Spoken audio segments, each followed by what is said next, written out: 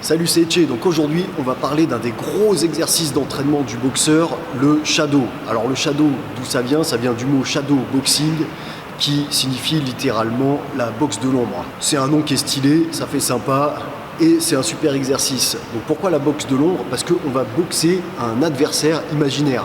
Ouais, ce que j'ai pas précisé, c'est que pour le shadow boxing, il faut être un peu perché, il faut s'inventer des trucs. Du coup, moi, ça va, j'y arrive plutôt bien. Je pose directement les bases parce qu'il y a plusieurs styles de shadow. En fait, j'en compte deux, d'accord? J'ai pas de nom spécifique. Il y a le vrai shadow et il y a ce qu'on va appeler le shadow, ce que je vais appeler, pardon, le shadow d'échauffement. Ne pas confondre les deux. Le shadow d'échauffement, c'est ce que vous avez peut-être déjà fait, c'est ce que vous faites souvent, c'est-à-dire qu'on va l'utiliser pour s'échauffer. Donc on est là, on s'échauffe, bam, on balance quelques coups, boum, boum, boum, on bouge un peu. Là, voilà, tranquille. Donc là, c'est apparenté à du shadow, hein, parce que je boxe dans le vide. Mais que les choses soient claires directement, ce n'est pas du shadow. Du shadow, vous pouvez pas le faire en échauffement. Tout simplement parce que vous n'êtes pas encore assez chaud et que le shadow, c'est vraiment un exercice à part entière, costaud, qui va faire mal aux articulations si vous n'êtes pas chaud, et où il faut se donner surtout au taquet. Donc, à quoi va me servir le shadow? Et ben, ce qui est génial avec le shadow, c'est qu'on peut s'entraîner tout seul. Donc ça, c'est un des exercices principaux que vous pouvez faire à la maison. Ok, je peux venir boxer chez moi tranquillement. Bam. En deuxième chose, le shadow, c'est super quand on peut le faire devant un miroir. Pourquoi? Parce que devant le miroir, j'ai juste à regarder ma position et à me corriger.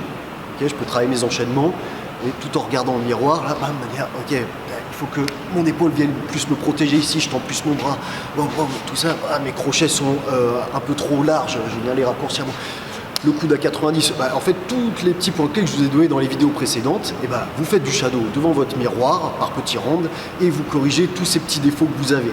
Ensuite, ce qui est top avec le shadow et qu'on ne peut pas retrouver sur des exercices au sac ou au PAO, c'est le fait que quand je boxe un sac, quand je boxe sur des PAO, je suis champion du monde, je touche à tous les coups. Okay, donc c'est bien, il faut s'entraîner à toucher, ça c'est sûr, c'est clair que c'est le but principal de la boxe, hein, mais la vérité est que pendant un combat, je ne toucherai pas à chaque coup. Donc si j'entraîne uniquement mon muscle à toucher une cible, et donc du coup je rebondis dessus pour revenir, j'entraîne pas mon muscle dans la vérité du terrain qu'il va y avoir après, puisqu'il ne va pas toucher à chaque fois finalement.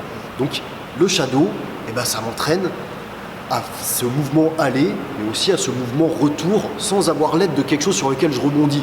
Que ce soit la tronche d'un mec ou un sac, okay, parce que bam, je touche, je rebondis dessus. Là, non, je suis obligé de faire tout le mouvement aller-retour. Okay, donc le shadow, ça va m'entraîner à ça. Bam, bam.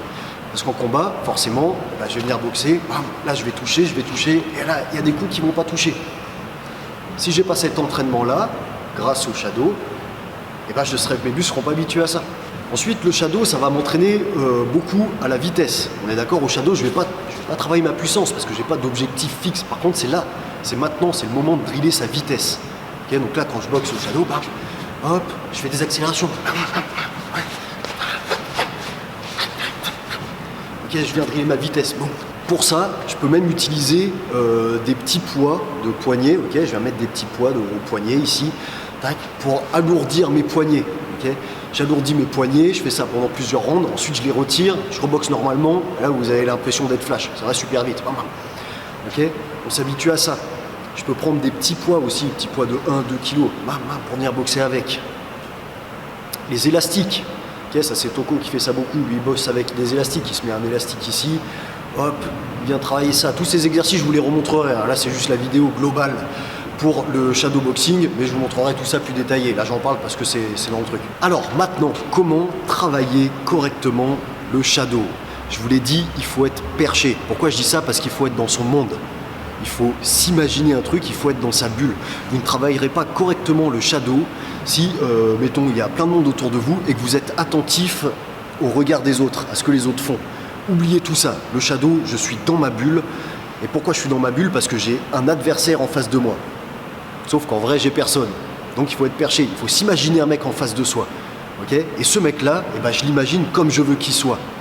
Si j'imagine en face de moi un poids lourd, je dois réagir comme si c'était un poids lourd. Si j'imagine en face de moi un mec de 64 kg qui boxe ultra rapidement, il faut que je réagisse en tant que tel. Okay, toutes mes stratégies que je vais développer, je les mets en place dès maintenant au shadow. Si le mec, j'imagine, qui fait 1m95, et ben c'est moi qui vais passer en dessous. Ça veut dire qu'au shadow, et ben je vais venir travailler les esquives. Je vais devoir passer en dessous. Inventez-vous le personnage que vous voulez en face et boxez en façon de qui vous avez en face. Et ensuite, une fois que vous avez votre personnage, et ben le mec en face, il faut le boxer. Donc je fais le premier round, comme je fais pour un combat, round d'observation. Je boxe à distance, je regarde ce qu'il fait le mec. Et là dans ma tête, je m'imagine vraiment ce que le mec il fait. Lui aussi il m'observe, lui aussi il regarde.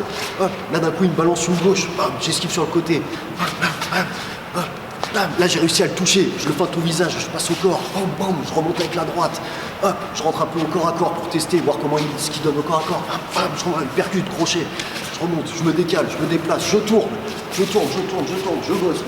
J'arrête pas, voilà, faut être fou. Juste un truc, le faites pas en parlant. Moi je le fais en parlant, si vous le faites en parlant, les gens à côté ils vont vous regarder bizarrement. Donc tout ça, le faites pas en parlant. Faites comme moi, mais tout ça, ça se passe dans votre tête, ok ?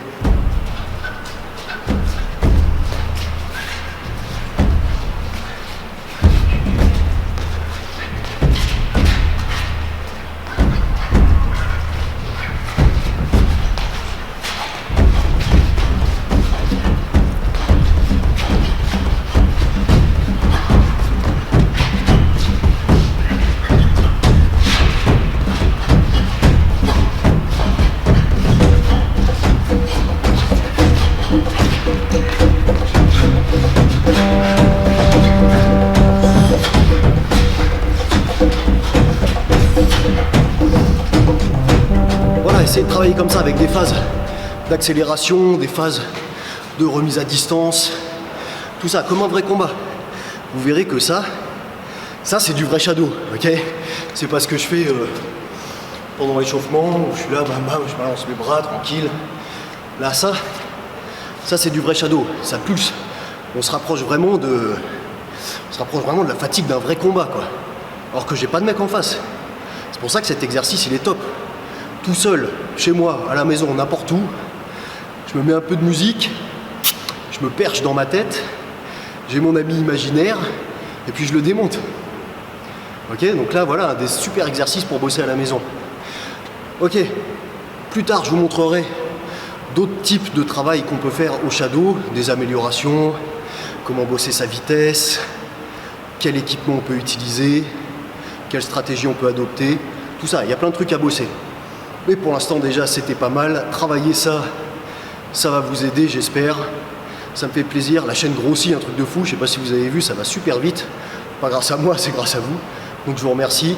N'hésitez pas à vous abonner si vous avez aimé cette vidéo, allez voir les autres vidéos, il y a tous les cours, avec tous les coups qu'on peut mettre et tout, c'est important, vous verrez, même pour ceux qui connaissent déjà, il y a toujours des points clés à prendre. Et ne regardez pas que moi, comme je dis, un prof c'est bien, 3 profs c'est mieux. On a toujours d'autres points clés à apporter. Donc allez voir un peu chez tout le monde et prenez tout ce qu'il y a à apprendre. On a toujours des trucs à apprendre. Voilà. Allez, c'était Etche, force et honneur. À plus.